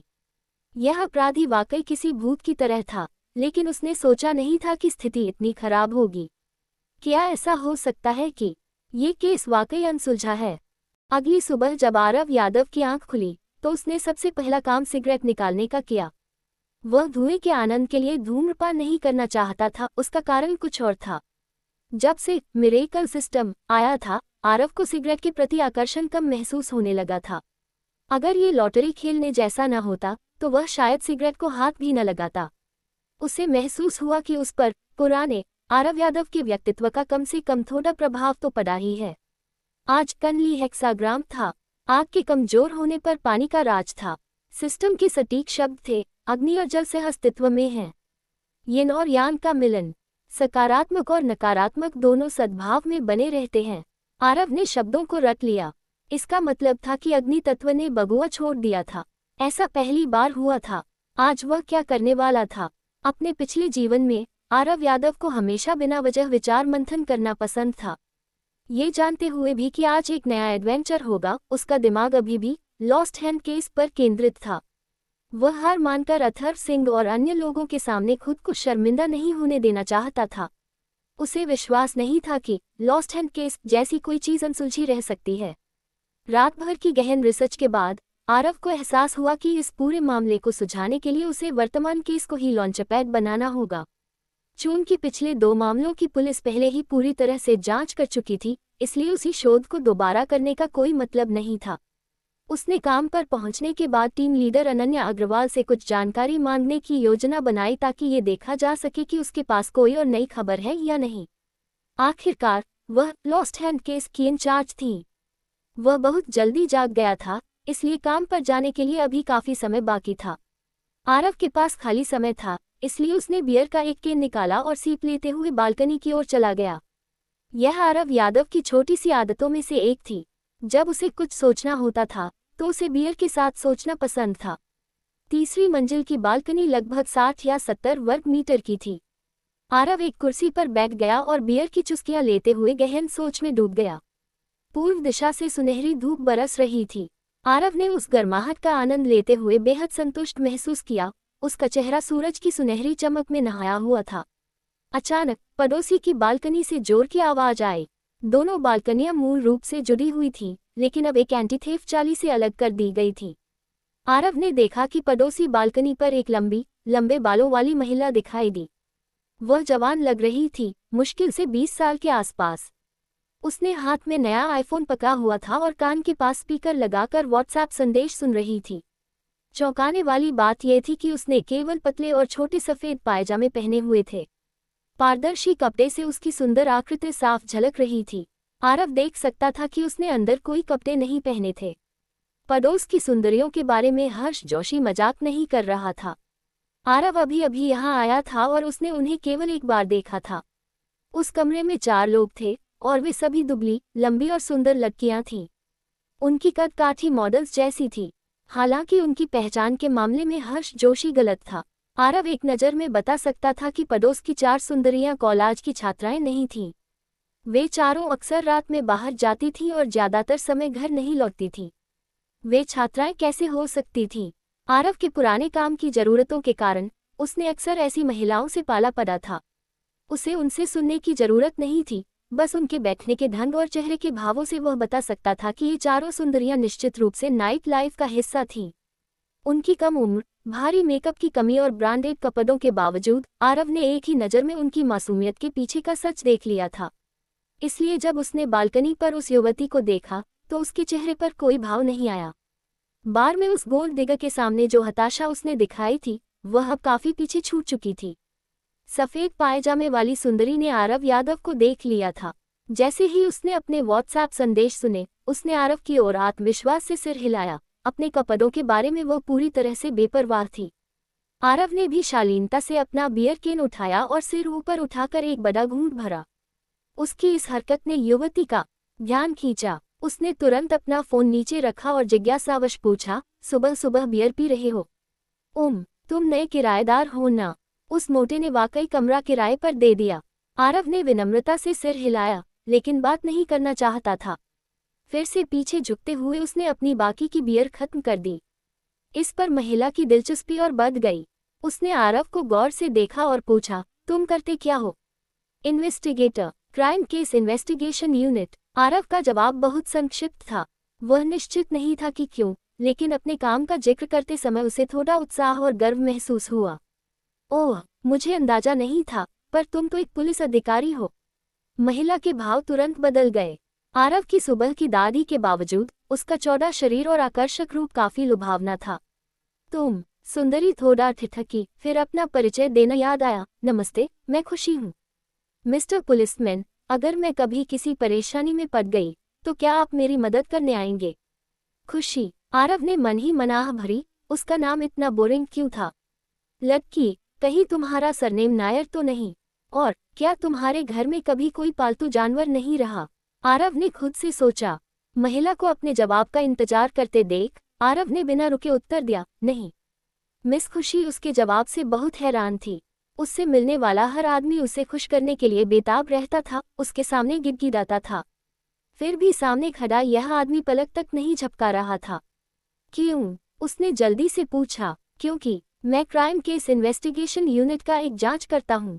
आरव धीरे से एक कुटिल मुस्कान के साथ खड़ा हुआ और रुक रुक कर बोला, मैं जिनसे भी मिलता हूँ वे सब मरे हुए लोग होते हैं। खुशी ने उसके शब्दों को समझने के लिए कुछ देर तक उसे घूरा, फिर एक नकली मुस्कान दी।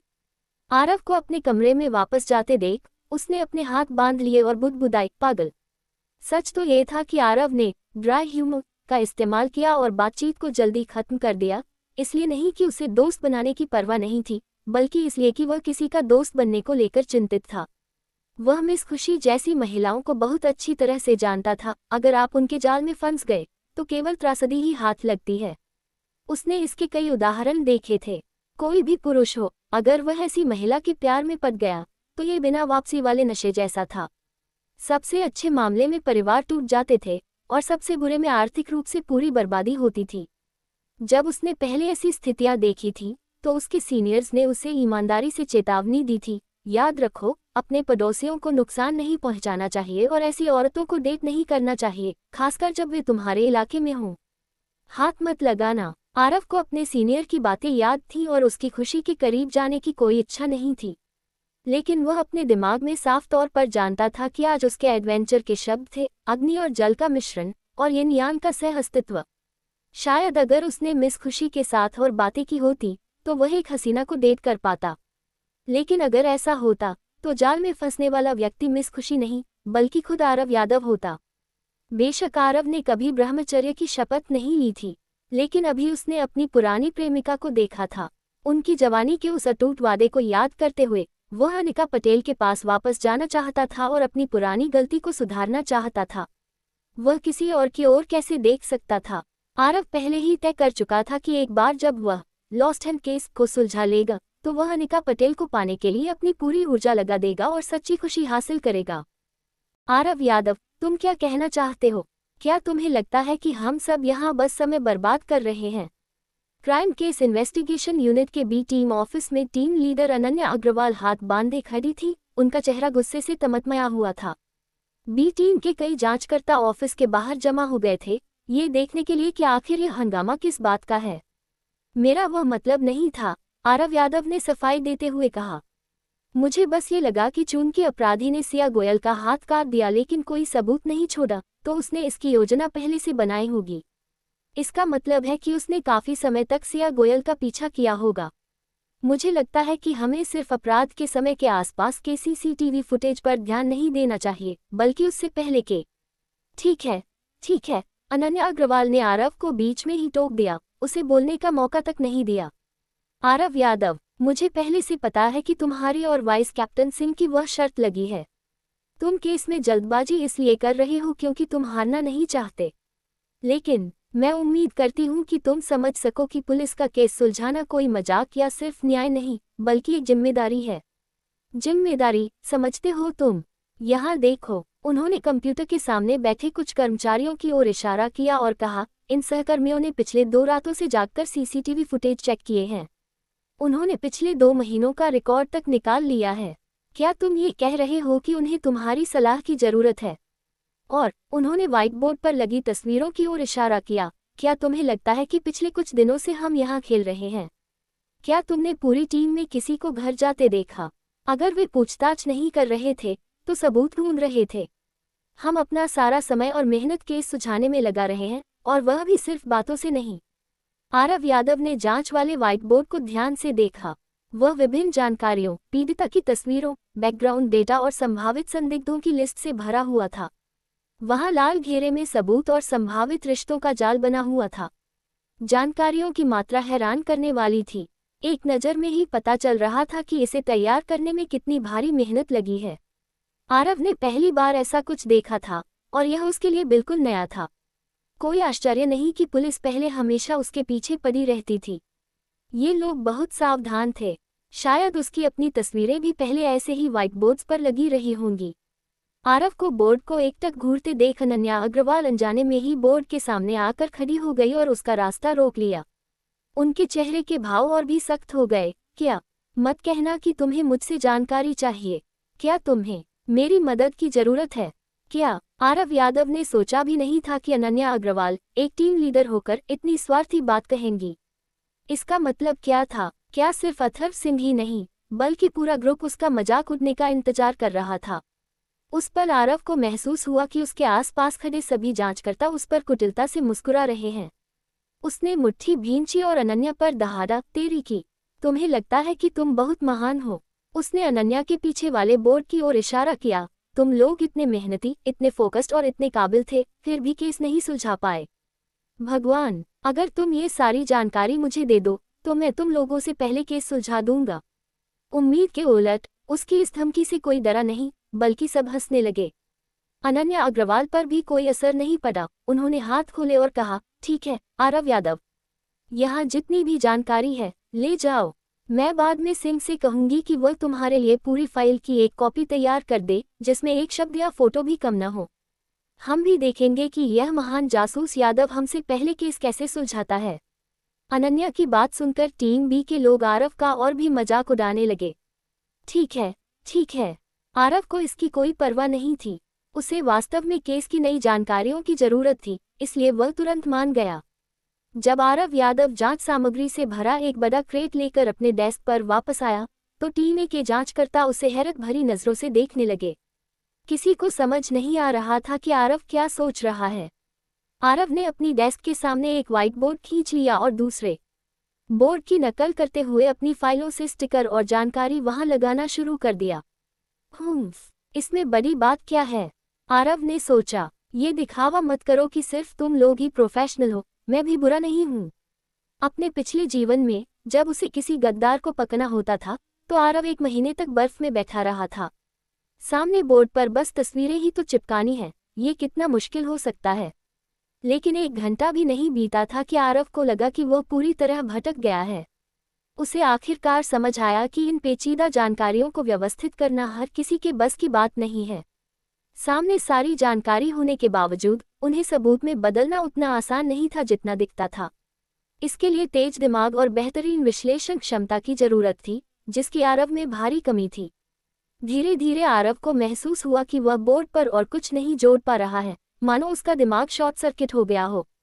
उसने आह भरी और सिर उठाकर नव्या शर्मा की खाली डेस्क देखी। वह लड़की कहाँ गई? शायद वह इसमें उसकी मदद कर पाती। लेकिन आज तेजा रेप केस को आधिकारिक तौर पर बंद करने का दिन था। सूचना टीम की सदस्य होने के नाते नव्या शर्मा कैप्टन ली के साथ केस की रिपोर्ट देने सिटी पुलिस स्टेशन गई थी। वे अगले दिन वापस आने वाले थे। जैसे कि दिन पहले ही खराब नहीं था। जैसे ही आरव की प्रगति रुकी, उसके दिमाग में सिस्टम का फिनिशर मैसेज आने लगा। सिस्टम ने बताया कि आज का एडवेंचर खत्म हो गया है और कंप्लीशन रेट महज 9% थी। इतनी कम दर के साथ जाहिर है कि कोई इनाम नहीं मिला। धत तेरी की, आरव ने अपनी घड़ी देखी। सिस्टम शुरू हुए 5 घंटे भी नहीं हुए थे और यह खत्म भी हो गया। क्या इसका मतलब ये था कि सिस्टम ने उसे जो एडवेंचर दिया था वह बर्बाद हो गया? अपने पूरे दिन के बारे में सोचते हुए उसे याद आया कि सुबह मिस खुशी से बात करने के अलावा वह पुलिस बिल्डिंग से बाहर भी नहीं निकला था।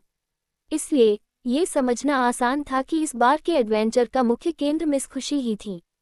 अगर आरव ने अपने रूखे मजाक से बातचीत को जल्दी खत्म न किया होता तो शायद मिस खुशी के साथ कुछ बात आगे बढ़ती। लेकिन उनके करीब न जाने का आरव को रत्ती भर भी अफसोस नहीं था। वह बस थोड़ा निराश था। ऐसा लग रहा था कि मिरेकल सिस्टम का उसे लॉस्ट हैंड केस सुलझाने में मदद करने का कोई इरादा नहीं है। अगर ऐसा ही चलता रहा तो वह केस कैसे सुलझाएगा? उस बेवकूफ अथर्व सिंह को कैसे हराएगा? वह सिस्टम पर भरोसा नहीं कर सकता था और केस में कोई प्रगति नहीं हो रही थी। ऊपर से पूरी टीम उसका मजाक उड़ाने के लिए तैयार बैठी थी। यहाँ तक कि नव्या भी पास नहीं थी। आरव बिल्कुल अकेला था, लेकिन आरव यादव उन लोगों में से नहीं था जो मुश्किल घड़ी में आसानी से घुटने टेक दें। हार मानने का ख्याल उसके मन में कभी नहीं आया। अकेला खड़ा होना ही तो है। भले ही मैं अकेला खड़ा रहूं, पर मैं गिरूंगा नहीं। मैं आखिरी सेकंड तक हार नहीं मानूंगा, उसने गर्व से सोचा। वैसे भी हो सकता है कि कोई अचानक चमत्कार हो जाए। रुको, इतना सोचते ही आरव को अचानक कुछ याद आया और वह एक रोमांचक संभावना पर ध्यान केंद्रित करने लगा। ओह हाँ, मैं उसे कैसे भूल सकता हूँ। हकीकत में क्राइम केस इन्वेस्टिगेशन यूनिट बाहर से जितनी शांत दिखती थी, उसके पीछे उतनी ही कड़ी प्रतिस्पर्धा छिपी हुई थी। यूनिट का नियम था कि बड़े मामलों को छोड़कर, जिनमें दोनों टीमों को मिलकर काम करना पड़ता था, सामान्य मामले अलग अलग समूहों को सौंपे जाते थे। चूंकि यूनिट टीम ए और टीम बी में बंटी थी, इसलिए उनके बीच स्वाभाविक रूप से मुकाबला रहता था। जिस टीम की केस सॉल्विंग रेट ज्यादा होती, न केवल उसकी प्रतिष्ठा बढ़ती बल्कि उसका वार्षिक बोनस भी काफी अधिक होता था। इसलिए दूसरी टीम को पछाने के लिए जांचकर्ता हर केस में अपनी पूरी जान लगा देते थे। दोनों टीम लीडर भी बेहद प्रतिस्पर्धी थे और एक दूसरे को रत्ती भर भी छूट नहीं देते थे। पिछले कुछ वर्षों में दोनों टीमें लगभग बराबर रही थीं और इनाम भी बराबर बढ़ता था। लेकिन जब से अनन्या अग्रवाल को टीम बी का लीडर बनाया गया, स्थिति पूरी तरह बदल गई। अपने अनुभव और बेहतरीन नेतृत्व के दम पर अनन्या ने कई कठिन केस सुलझाए और 1 साल के भीतर ही टीम ए को काफी पीछे छोड़ दिया। पिछले साल टीम बी के जांचकर्ताओं को टीम ए की तुलना में पूरे 5,000 रुपये का अधिक बोनस मिला था। टीम बी के लोग फूले नहीं समा रहे थे। इस साल की शुरुआत से ही टीम बी और भी आक्रामक थी और टीम ए से काफी आगे निकल चुकी थी। ऐसे दबाव में टीम ए के लीडर आर्यन देसाई पर सबसे भारी बोझ था। अपनी तमाम मेहनत के बावजूद वह स्थिति को बदल नहीं पाए। अंत में न केवल वह अनन्या अग्रवाल से हार गए, बल्कि एक अपराधी का पीछा करते समय वह इमारत से गिर गए और अस्पताल पहुंच गए। आर्यन देसाई के घायल होने के बाद टीम ए का नेतृत्व अस्थायी रूप से वाइस कैप्टन अथर्व सिंह को दिया गया। लेकिन उन्हें टीम ए की तनख्वाह या बोनस की कोई परवाह नहीं थी, इसलिए उन्होंने केस सुलझाने की दौड़ में कोई दिलचस्पी नहीं दिखाई। जब भी कोई महत्वपूर्ण मामला आता, वह उसे अनन्या अग्रवाल की ओर धकेल देते थे। टीम ए की हालत पहले से भी बदतर हो गई थी। वे सभी इतने पराजित और शर्मिंदा महसूस कर रहे थे कि उन्हें वापसी का कोई रास्ता नजर नहीं आ रहा था। अनन्या अग्रवाल के शानदार प्रदर्शन के कारण उच्चाधिकारी भी उन्हें पसंद करते थे। जब भी कोई बड़ा मामला आता जिसमें दोनों टीमों को सहयोग करना होता, अनन्या ही उसकी लीडर होती थी। यहाँ तक कि टीम ए के लोग भी उनके निर्देशों का पालन करते थे। अनन्या का गर्व अपने चरम पर था, वह अपनी उपलब्धियों से बहुत संतुष्ट थी। लेकिन तेजर रेप केस के दौरान अचानक आरव यादव कहीं से टपक पड़ा। पता नहीं उस आदमी की किस्मत कहाँ से आई थी, लेकिन अनन्या के काम शुरू करने से पहले ही आरव ने अपराधी को पकड़ लिया था। यह अनन्या के लिए बेहद शर्मनाक था क्योंकि आरव यादव टीम ए का सदस्य था। भले ही वह केस एक सहयोग था और इनाम आधा आधा बनता था, लेकिन टीम ए के एक मामूली सदस्य द्वारा सारी सुर्खियां बटोर लेना अनन्या को बर्दाश्त नहीं हो रहा था। इस बारे में सोचकर ही उन्हें इतनी चिढ़ होती थी कि उन्होंने खाना तक नहीं खाया था। अगले ही दिन लॉस्ट हैंड केस सामने आ गया। अनन्या खुद को साबित करने और अपनी प्रतिष्ठा वापस पाने का ये सुनहरा मौका नहीं छोड़ सकती थी। वह तुरंत सक्रिय हो गई और किसी मशीन की तरह कुशलता से इस केस पर काम करने लगी। अनन्या अग्रवाल के लिए ये केस नया नहीं था। इसी केस की वजह से उनका तबादला एक जिला ब्यूरो से इस इन्वेस्टिगेशन यूनिट में हुआ था। लेकिन प्रमोशन के बाद ये पहला केस था जिसे वह सुलझा नहीं पाई थी और यह बात उन्हें साल भर से कचोट रही थी। अब जब अपराधी फिर से सक्रिय हुआ था तो वह बेहद उत्साहित थी। उन्होंने कसम खाई कि इस बार वह उसे पकड़कर ही दम लेंगी, न केवल पीड़ितों के लिए बल्कि अपने आत्मसम्मान के लिए भी। पिछले कुछ दिनों में उन्होंने अपनी टीम के साथ दिन रात एक कर दिया था, कई नए सबूत जुटाए थे और जांच में कुछ प्रगति भी की थी। लेकिन उस रहस्यमय अपराधी के सामने ये सब अभी भी अंधेरे में सुई खोजने जैसा था। न जाने क्यों जानकारियों से भरे उस व्हाइट बोर्ड को देखकर अनन्या को लग रहा था कि केस सुलझाने की चाबी इसी बोर्ड पर कहीं छिपी है। बस उस पहले कदम और उस एक मुख्य सबूत की जरूरत थी जिससे अपराधी की पहचान उजागर हो सके। लेकिन ठीक उसी समय जब टीम मुख्य सबूत के लिए जूझ रही थी, आरव यादव एक बार फिर केस में घुस आया और अपने साथ नई मुसीबत ले आया। हालांकि अनन्या ने उसे जानकारियों का बड़ा क्रेट सौंपकर अपना पीछा छुड़ा लिया था, लेकिन आरव यादव न जाने क्यों फिर से वहां मंडराने लगा। आरव ऑफिस में हाथ पीछे बांधकर ऐसे टहल रहा था जैसे कुछ जांच रहा हो। टीम बी के ऑफिस में घूमते हुए उसने अपने आसपास की नफरत भरी नजरों को पूरी तरह नजरअंदाज कर दिया। आरव यादव, अनन्या अग्रवाल की आवाज में चिढ़ साफ झलक रही थी। तुम यहाँ वापस क्या कर रहे हो? हमें परेशान करने आए हो? क्या मैंने तुम्हें वे सारे सबूत नहीं दे दिए जो तुम चाहते थे? लंबे समय की प्रतिस्पर्धा के कारण टीम ए और बी के सदस्य लगभग एक दूसरे के दुश्मन बन गए थे। दीवार से अलग होने के बावजूद दोनों टीमें एक दूसरे के यहाँ कम ही जाती थीं।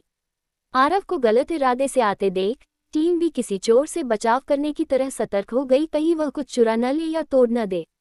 कुछ नहीं, ही कुछ नहीं। आरव ने अनन्या की ओर देखकर हल्की हंसी दी। आप अपना काम करो, मैं तो बस यहाँ उस लड़के को एक बात बताने आया था।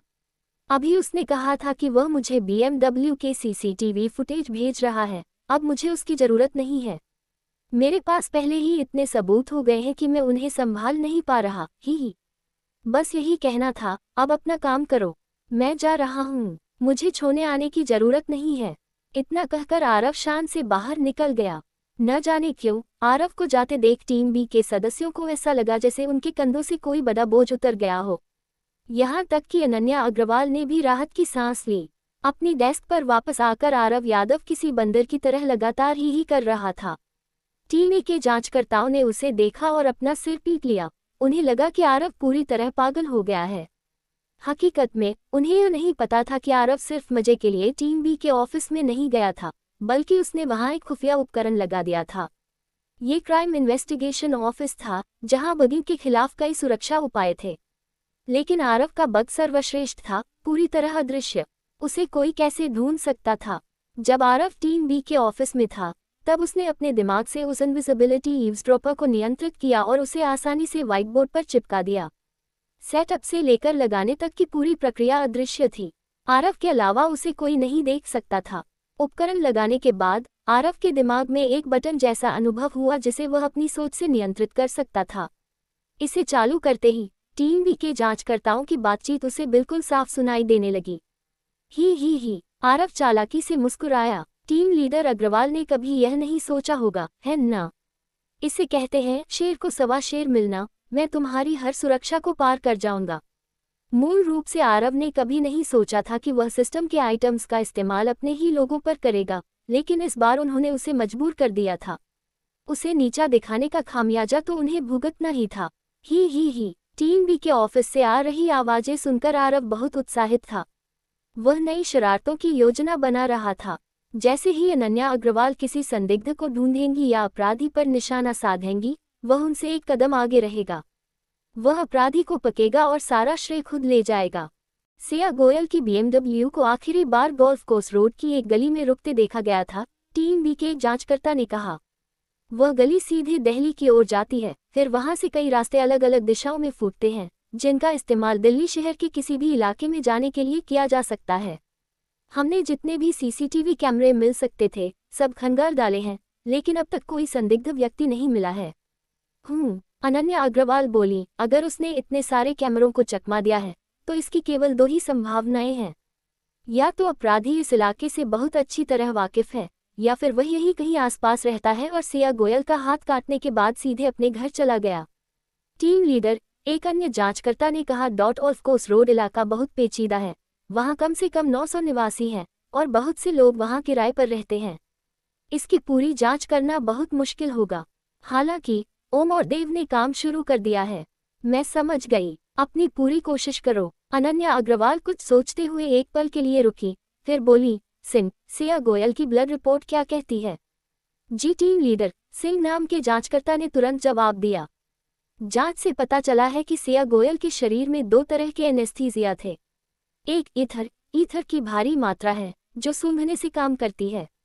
दूसरा एक इंजेक्शन वाली दवा है जिसका नाम कंपाउंडेड थायामिन है, जिसे नसों में लगाया जाता है। तो पहले अपराधी ने उसे बेहोश करने के लिए ईथर का इस्तेमाल किया, फिर उसे दूसरी दवा का इंजेक्शन दिया। अनन्या अग्रवाल ने टिप्पणी की, बिल्कुल वैसा ही जैसा लॉस्ट हैंड केस की पहली दो पीड़ितों के साथ किया गया था। सिंह ने आगे बताया, दवा के घटकों में लॉन्ग पेन केटामाइन, फेंसाइक्लिडीन हाइड्रोक्लोराइड और बुसिनाजीन शामिल हैं। इस तरह के एनेस्थीसिया को सोते हुए हिरण का खजाना भी कहा जाता है। इसका इस्तेमाल बड़े जानवरों को शांत करने के लिए किया जाता है। धत तेरी की, आरव यादव अपनी डेस्क पर बैठा था।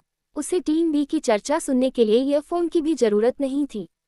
जैसे ही उसने ये सुना, उसने तुरंत अपने व्हाइट बोर्ड पर सारी उपयोगी जानकारी और सबूत नोट करना शुरू कर दिया।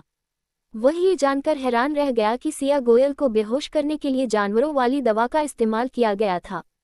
सिंह ने आगे कहा, मैंने इस पर थोड़ी रिसर्च की है। इस तरह का एनेस्थीसिया आमतौर पर जानवरों की नसबंदी के लिए दिया जाता है। इसका इस्तेमाल शहरी गांवों में अक्सर होता है। हम इस दवा के स्रोत का पता नहीं लगा सकते। हाँ, रिपोर्ट में यह भी कहा गया है कि अपराधी ने श्रेया गोयल पर जो मात्रा इस्तेमाल की वह लगभग जानलेवा थी। इसकी वजह से वह करीब 5 घंटे तक बेहोश रही। अगर यह किसी कमजोर व्यक्ति पर इस्तेमाल किया जाता तो मुझे डर है कि टीम लीडर अनन्या अग्रवाल सोच में पड़ गईं। मुझे याद है कि लॉस्ट हैंड केस के पहले 2 मामलों में भी इसी एनेस्थीसिया और इसी मात्रा का इस्तेमाल किया गया था। ठीक इसी तरह वे पीड़ित भी लगभग 5 घंटे तक बेहोश थे। तार्किक रूप से देखें तो हाथ काटने के लिए इतनी भारी मात्रा की जरूरत नहीं थी। अपराधी उसने इतनी ज्यादा डोज क्यों दी होगी? शायद इसलिए क्योंकि वह एनेस्थीसिया के इस्तेमाल में नया था। एक जांचकर्ता ने सुझाव दिया। ये तीसरा मामला है। अनन्या अग्रवाल ने इस विचार को खारिज कर दिया। भले ही वह नया हो, अब तक तो उसे समझा जाना चाहिए था। वैसे भी क्या निर्देश पुस्तिकाएं नहीं होती? क्या ऐसा हो सकता है? दूसरे ने अंदाजा लगाया कि अपराधी की पीड़ितों से कोई पुरानी दुश्मनी हो। जानबूझकर भारी मात्रा देना ताकि वे मर जाएं, इसकी संभावना और भी कम है। अनन्या अग्रवाल ने तुरंत मना कर दिया। अगर वह किसी को मारना चाहता तो हाथ काटने के बाद फर्स्ट एड क्यों देता? मेरी राय में अपराधी ने इतनी भारी मात्रा इसलिए दी क्योंकि उसे डर था कि कहीं पीड़िता जल्दी न जाग जाए, जिससे वह उसकी पहचान या उसके भागने के रास्ते को देख सकती थी। सिंह, रिपोर्ट देखो। इंजेक्शन लगाने की जगह क्या है? बाएं हाथ के पीछे, जहां नस होती है। ये इंजेक्शन के लिए सामान्य जगह है, कोई विशेष बात नहीं। अनन्या अग्रवाल और अन्य लोगों का विश्लेषण सुनकर आरव यादव भी गुप्त रूप से उनके तरीके सीख रहा था। इसीलिए वे अपने काम में पेशेवर थे। आरव को ये सब अच्छी तरह सीखना था। तभी सुनते सुनते आरव को और भी अजीब महसूस हुआ। ऐसा क्यों था कि जो भी जानकारी और विवरण वह जासूसी के माध्यम से सुन रहा था, वह अनन्या अग्रवाल द्वारा दी गई फाइल में कहीं नहीं थे। ओह, आरव को आखिरकार समझ आ गया। तेरी की, ये जानबूझकर किया गया था। उन्होंने मुझे जो फाइल दी थी वह बेकार और फालतू जानकारियों से भरी थी। उसने मन ही मन सोचा। सच में आरव खुद को उत्तेजित होने से नहीं रोक सका। उसे यकीन नहीं हो रहा था कि क्राइम इन्वेस्टिगेशन यूनिट इतनी शातिर है। अपनों के ही काम में बाधा डालना और अपनों से ही बचाव करना, ये तो उसके पुराने गैंगस्टर वाले काम जैसा ही था। छी! आरव ने चिक्का आवाज निकाली। जब वह थोड़ा शांत हुआ तो उसने खुद को ढीला छोड़ा और सोचा, चूंकि तुम लोगों ने पहले मेरे साथ धोखा किया है, तो अब जब मैं बदला लूं तो नाराज मत होना। इस बार सारा श्रेय मैं ही ले जाऊंगा। भगवान की कसम, मैं तुम लोगों से पहले अपराधी को पकड़ लूंगा। तुम लोग मेहनती और गंभीर हो, तो मैं तुमसे भी ज्यादा मेहनत करूंगा। दोपहर में अनन्या अग्रवाल टीम बी के साथ जांच में व्यस्त रहीं। उन्होंने जल्दी जल्दी खाना मंगाया और काम जारी रखा। आरव यादव और भी सरल था। जो भी जानकारी वह सुन रहा था उसे लगातार लिखने के लिए उसने किसी की मेज से इंस्टेंट नूडल्स का डिब्बा उठाया और उससे अपना पेट भरा। जानकारी बने के साथ आरव का व्हाइट बोर्ड अब बिखरे हुए टुकड़ों से नहीं भरा था। उसने सीख लिया था कि जानकारियों के बीच संबंध कैसे जोड़ना है और सरल सबूतों का विश्लेषण कैसे करना है। शायद यह अनन्या अग्रवाल का प्रभाव था। इन सघन सबूतों को देखकर आरव को भी लग रहा था कि लॉस्ट हैंड केस का अपराधी बस पहुंच में ही है। लेकिन हर बार जब उसे यह महसूस होता तो सबूत अचानक किसी दीवार से टकराकर रुक जाते, आगे बढ़ने का कोई रास्ता नहीं मिलता। ऐसा क्यों हो रहा है? क्या मैं कुछ भूल रहा हूँ? कुछ बहुत महत्वपूर्ण। ऐसा सोचते हुए आरव खुद को रोक नहीं पाया। उसने सबूतों को बार बार देखना शुरू कर दिया, मानो उन्हें रट रहा हो। दोपहर करीब 4 बजे बगल की डेस्क वाले विवान गोयल और ध्रुव कुमार गश्त से लौटे। आरव के व्हाइट बोर्ड पर सबूतों का ढेर देखकर वे दोनों चौंक गए। यादव, विवान गोयल ने पूछा, क्या हमसे कुछ छूट गया क्या? आरव ने उनकी तरफ देखने की जहमत भी नहीं उठाए और व्हाइट बोर्ड को ऐसे घूरता रहा जैसे उस पर जादू हो गया हो। ओह, क्या ये लॉस्ट हैंड केस है? ध्रुव कुमार ने इसे तुरंत पहचान लिया और पानी का एक घूंट लेते हुए आह भरी, आह! इस केस की वजह से हम दूसरा केस भी पूरा नहीं कर पाए। बताओ, क्या तुम्हें लगता है कि एक हाथ एक जान से ज्यादा कीमती है? ध्रुव कुमार की बातों ने आखिरकार आरव का ध्यान खींचा। उसने पूछा, तुम्हारा क्या मतलब है? विवान गोयल बैठते हुए झुंझलाकर बोला, देखो, बड़े अफसरों ने हमसे कहा है कि हम लॉस्ट हैंड केस की जांच में टीम बी की मदद करें और ब्रूटल मर्डर केस को फिलहाल के लिए रोक दें। तुम लोग भी इसकी जांच कर रहे हो। तुम्हें क्या मिला? आरव ने देखा कि वे अभी अभी वापस आए हैं। शायद उनके पास कोई नया सबूत हो, इसलिए वह उत्सुक था। विवान गोयल ने सबसे पहले जवाब दिया, बस ट्रैफिक विभाग और फोरेंसिक विभाग से बात कर रहे थे। हमने कैप्टन के आदेशों का पालन किया और पीड़िता की BMW की जांच की। क्या उसकी जांच पहले नहीं हो चुकी थी? फिर से क्यों? आरव ने और सवाल पूछे। केस वाले दिन बहुत से ट्रैफिक कैमरों ने BMW की तस्वीरें ली थी, ध्रुव कुमार ने उत्तर दिया। लेकिन अजीब बात यह है कि किसी में भी ड्राइवर नहीं दिख रहा था। ऐसा नहीं कि ड्राइवर साफ नहीं दिख रहा था, बल्कि ड्राइवर दिख ही नहीं रहा था। क्यों? आरव की दिलचस्पी बढ़ गई। क्या इसकी कोई वजह थी? हाँ, विवान गोयल और ध्रुव कुमार ने उत्साह में एक साथ सिर हिलाया। जाहिर तौर पर पूरी दोपहर की जांच के बाद विवान गोयल और ध्रुव कुमार ने आखिरकार यह पता लगा लिया था कि कैमरे BMW के ड्राइवर को क्यों नहीं देख पा रहे थे। फॉरेंसिक विभाग की बार बार की गई जांच के बाद उन्होंने देखा कि BMW की विंडशील्ड के अंदरूनी हिस्से पर कुछ चिपकाने के निशान थे। जांच से पता चला कि वहां जो गोंद के अवशेष मिले थे वे किसी खास तरह के ग्लास स्टिकर के थे। फॉरेंसिक विभाग के विशेषज्ञों को शक था कि अपराध वाले दिन अपराधी ने विंडशील्ड के साथ कुछ छेड़छाड़ की थी। उसने किसी तरह के वन वे मिरर फिल्म का इस्तेमाल किया होगा। उसे विंडशील्ड पर चिपकाने के बाद अंदर से तो बाहर देखा जा सकता था, लेकिन बाहर से कोई भी अंदर नहीं झांक सकता था। हालांकि कुछ महंगी कारों की फिल्मों का असर भी ऐसा ही होता है, लेकिन उस दिन BMW का शीशा इतना अपारदर्शी था कि ड्राइवर की परछाई तक नजर नहीं आ रही थी, जो सामान्य फिल्म से मुमकिन नहीं था। तो अपराधी ने जरूर किसी खास टेप या फिल्म का इस्तेमाल किया था।